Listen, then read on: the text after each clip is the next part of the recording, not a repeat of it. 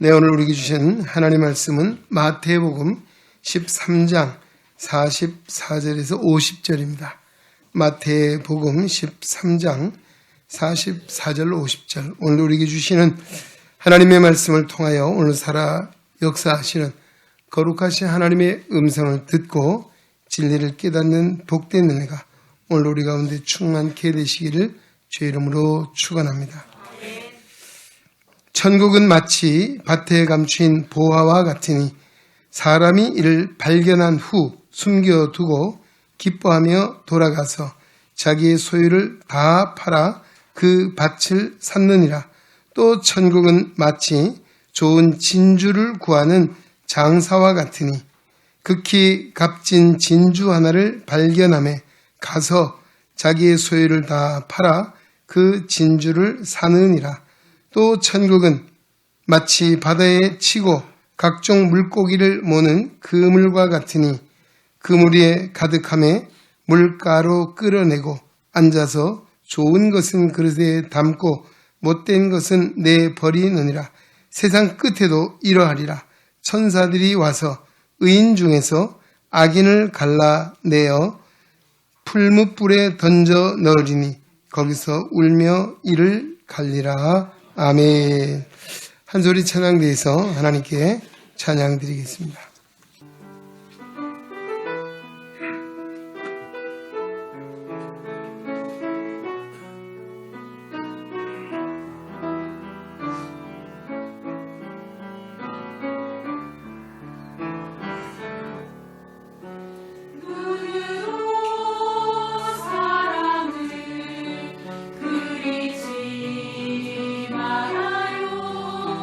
입술로 사랑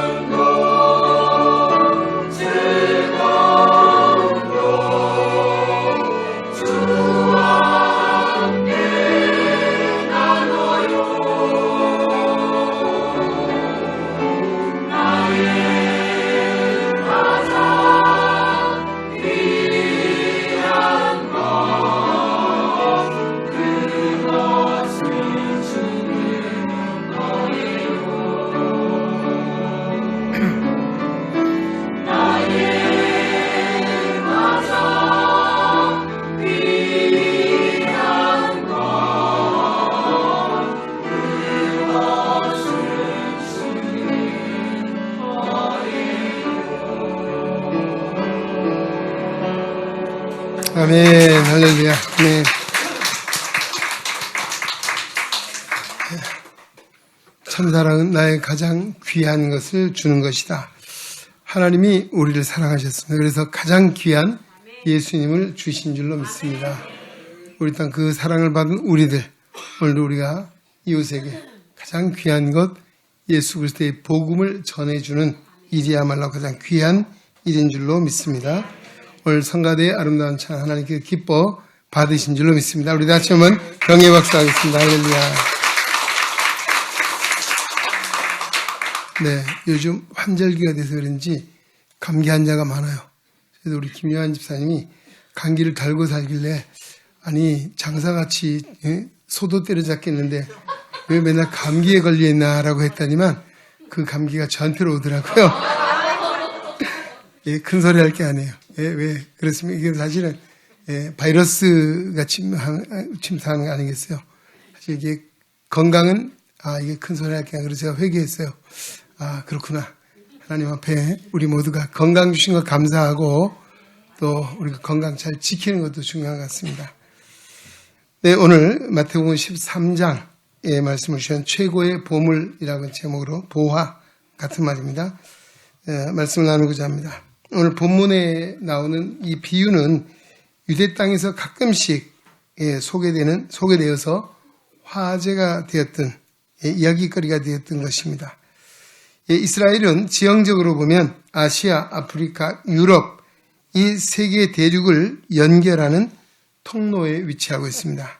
그래서 육상이나 해상 밖에 없는 그런 교통 통로가 바로 해상이나 육상밖에 없었습니다. 그래서 아프리카에서 아시아로 가거나 또는 아시아에서 유럽을 가거나 이런 상황 속에는 이스라엘을 꼭 통과해야 됩니다.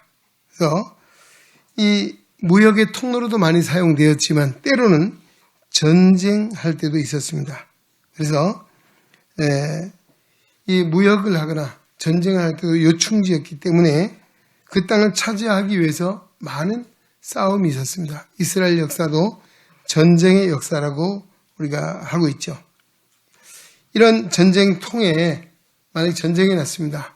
보물을 가장 안전하게 보관할 수 있는 방법이 뭘까요? 땅에 묻는 것이죠.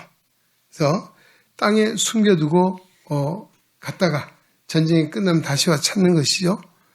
문제는 숨겨놓고 갔다가 전쟁에서 돌아오지 못하는 경우도 있죠. 뭐 전사를 하거나 그런 경우도 있고 또 오랫동안 떠났다 와 보니까 많은 변화가 있고 어디 둔지를 잘 찾지를 못해서 그런 경우도 있죠. 오늘 본문에 나오는 이 농부가 바로 그런 보물을 발견했습니다. 아마 그 사람이 땅을 빌려서 소장 농사를 했는지 아니면 하루 일을 하기 위해서 남의 집에 품꾼으로 밭을 가는지 알 수는 없지만 이 쟁기에 뭐가 걸려요. 그래서 파봤더니 뭐가 있어요? 누가 숨겨둔 이 보물을 발견하게 된 것이죠.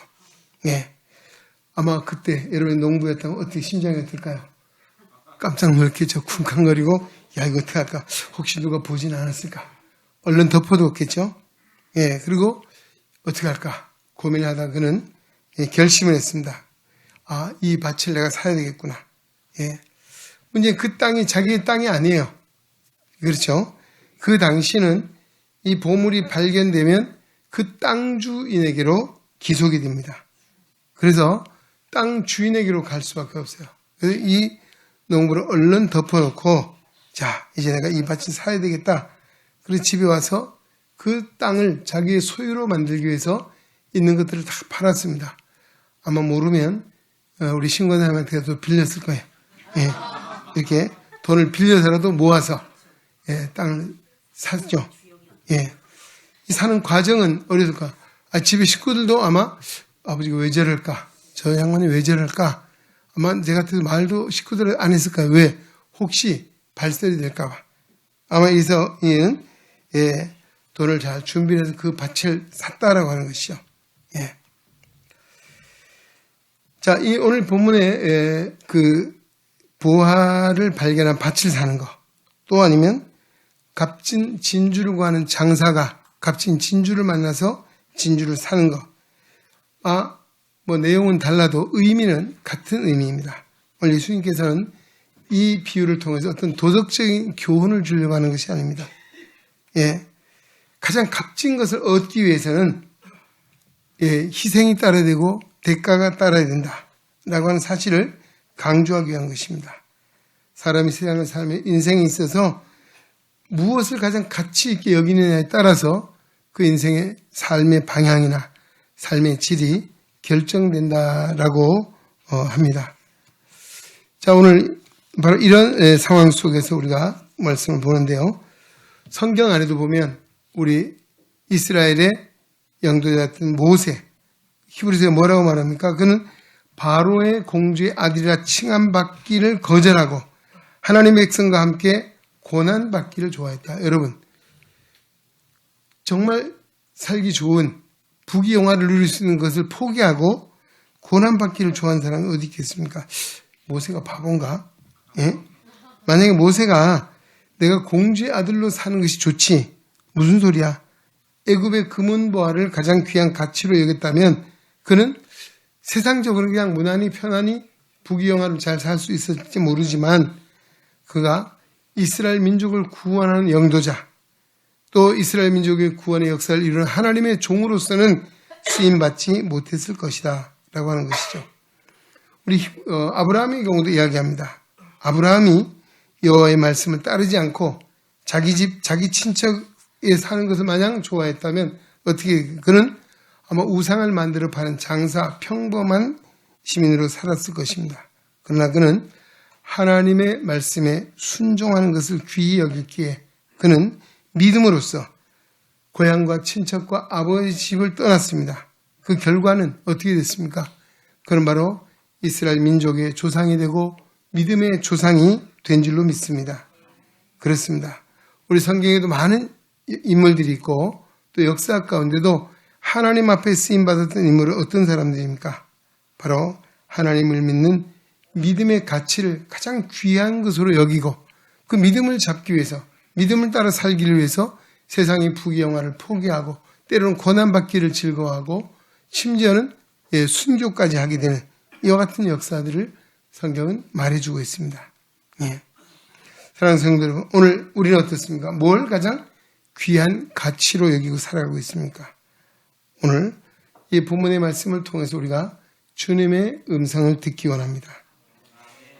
세상에서 최고의 보화가 뭘까요? 세상의 최고의 보화는 오늘 제목이 답이 나왔죠. 뭐예요? 천국입니다. 천국. 오늘 세 가지 비유가 나오잖아요. 지금 사실 44절로 50절이면 짧은 6절 안에 세 가지 비유를 주고 있는데 여기에 가장 핵심이 뭐예요? 천국이라고 하는 것이죠. 천국. 천국이 세상에서 가장 우리 사람들이 추구해야 될, 얻어야 될 가장 가치 있는 보화는 바로 천국이다 라고 하는 사실을 말씀해주고 이 천국을 얻기 위해서는 어떤 희생이라도 어떤 대가라도 치르고라도 어떤 노력을 통해서라도 이것은 반드시 사야 된다. 할렐루야. 이것을 말해주고 있는 것이죠. 우리 누가복음 16장에 보면 부자와 거지 나사로 이야기가 나오죠. 그 내용은 여러분이 대다수 잘 아는 내용이라 할 수 있습니다. 거기서 보면 몇 가지 우리 시사하는 점이 있습니다. 뭔가 하면 사람은 언젠가 이 세상을 살다가 죽는다는 것입니다. 거기 보면 부자는 화로에 호식하고 살았어요. 죽지 않을 것 같잖아요. 죽었습니다. 그렇죠? 또 집에서 저 부잣집 대문에 앉아서 부스러기 주워 먹고 살던 이 나사로 그도 역시 죽었다. 뭘 이야기합니까? 오늘 성경은 우리 세상에 살아가는 모든 인생은 한 번 왔다 가는 인생입니다. 할렐루야. 죽는다는 것이 죽는다. 이 모든 사람이 죽음이라고 하는 것이 동일하게 주어져 있다라고 하는 것이고 문제는 죽으면 끝나느냐? 아니죠. 죽으면 끝나는 것이 아니에요. 그게 문제예요. 뭐가 있으면 바로 여기 이 나사로 비유를 통해서는 낙원이 있고 지옥이 있다는 사실을 이야기해 주고 있습니다. 음부라 했죠. 음부, 낙원, 음부라고 말하고 있습니다. 그냥 죽음으로 끝나는 인생이 아니에요. 죽음 이후에 세계가 있고 거기는 두 가지 세계가 있다. 성경은 뭐라고? 천국이 있고 지옥이 있다. 그리고 이 세상을 떠나가는 사람은 이 둘 중에 어디에 가게 돼 있다는 것이에요. 믿으십니까? 네. 이 본문에 그 세 번째 나온 비유가 뭡니까? 물고기 잡으면 그물 비유에 나오죠. 예. 바다에 그물을 쳐놓고 어부들이 물고기를 잡잖아요. 그물로 잡으면 다 잡잖아요. 그 다음에 그냥 가져가는 것이 아니라 다 끌어내서 바닷가에서 어때요? 고르는 거죠.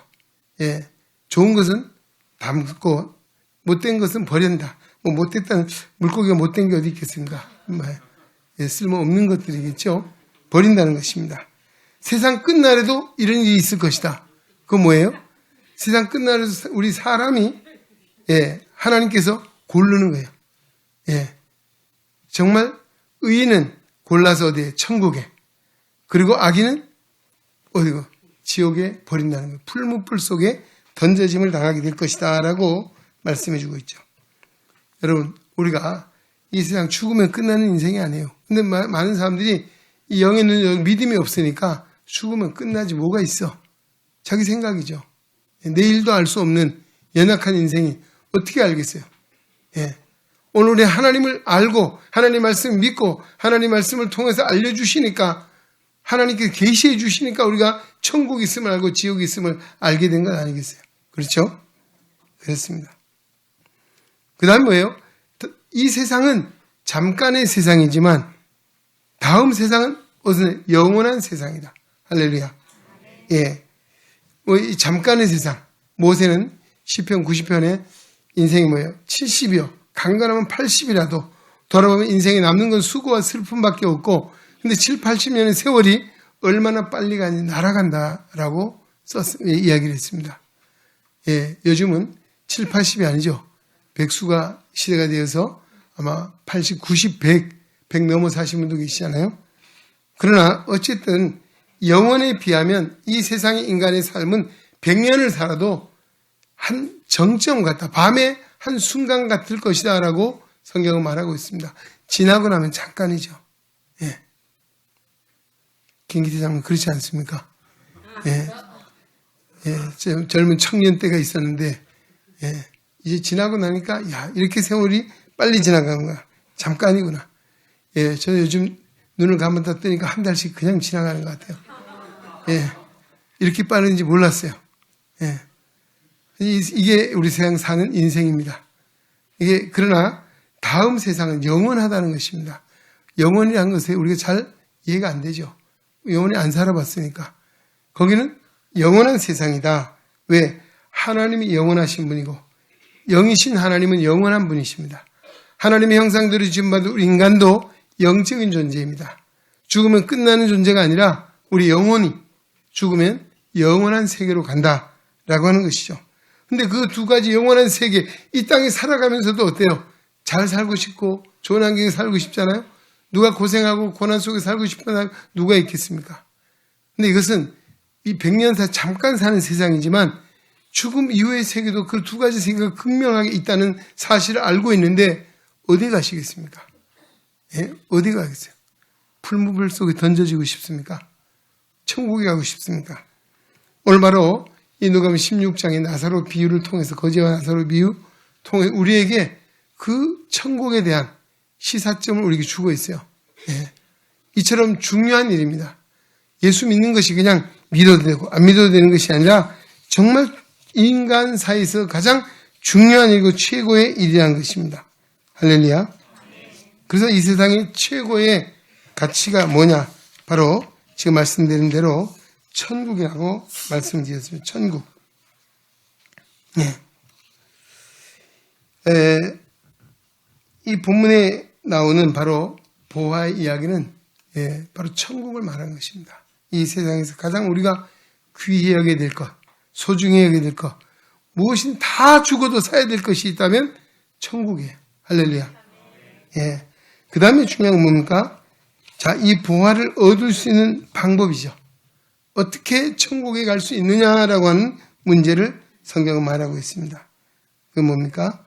오늘 예수를 믿는 것만이 오직 천국에 이를 수 있다. 할렐루야. 그래서 예수님께서 내가 곧 길이요 진리요 생명이니 나로 말미암지 않고는 아버지께로 올 자가 없다. 바로 오직 예수님만이 유일한 구원의 길이고 우리 영혼은 생명의 길, 천국의 길이 된다는 사실을 믿으시기 바랍니다. 그래서 예수 믿는 그 믿음이 이 세상 가장 귀한 가치라고 하는 거예요. 그래서 우리가 이 세상 살아가며 어떻게 살합니까? 믿음으로 사는 것입니다. 할렐루야. 예. 자, 오늘 우리는 이 가장 귀한 가치를 발견한, 보화를 발견한 농부와 같은 사람입니다. 예. 그럼 뭐예요? 횡재한 사람이죠. 요즘 뭐예요? 대박 났다. 안 그래요? 대박. 예. 그렇잖아요. 자, 이 보화를 발견한 사람은 바로 이걸 어떻게 내가 소유할 것인가. 그걸 통해서, 그걸 위해서 자기 것을 다 팔았다라고 하는 거죠. 값진 진주를 발견했어요. 사교에서 자기 걸 다 팔아서 그걸 샀다라고 하는 것입니다. 산다라고. 오늘 우리도 천국을 알고 또 천국의 보화의 가치를 알기에 우리는 오늘도 할 일 없어 여기 온 게 아니죠. 할렐루야. 그렇죠? 할 일 없어 온 게 아니에요. 예. 세상 사람들은 야, 집에 놀지 뭘 저 비가 오는데 우중 가냐 라고 영의 눈 어두움 모르는 거예요. 예. 자, 이 보화를 발견한 사람은 그 보물을 자기 것 삼기 위해서 최선의 노력을 다하고 수고한다라고 하는 것입니다. 예. 사도 바울도 정말 유대 청년으로서 아주 야망이 컸던 청년이죠. 그래서 그는 많은 것을 가졌습니다. 어떻습니까? 그가 하는 이야기가 빌립보서 3장에 나오죠. 가말리엘 문화생이요. 요즘에 아마 최고의 학부에서 공부를 했다라고 엘리트죠. 그는 나면서부터 로마의 시민권을 가진 자다라고 선택된 사람이죠. 그런가 하면 율법으로는 흠이 없는 바리새인이다 라고 말. 종교적으로도 부족함이 없는 사람이었습니다. 예. 근데 그 사람이 누구를 만났습니까? 예수를 만났죠. 예수를 만나고 보니까 자기가 지금까지는 어때요?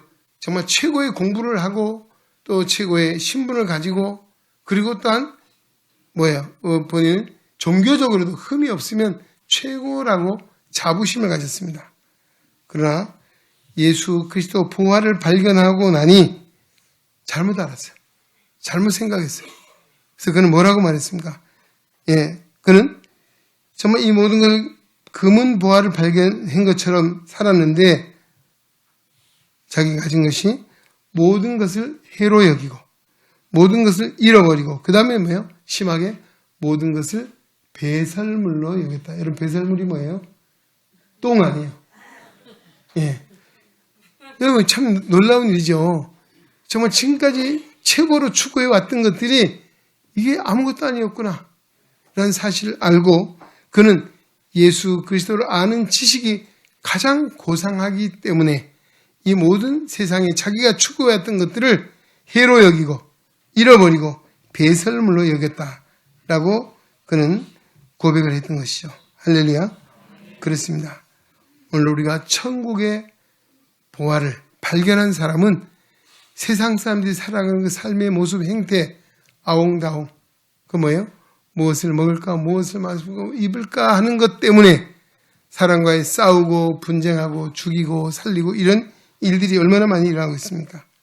네. 가장 가치 있는 보화를 얻기 위해서는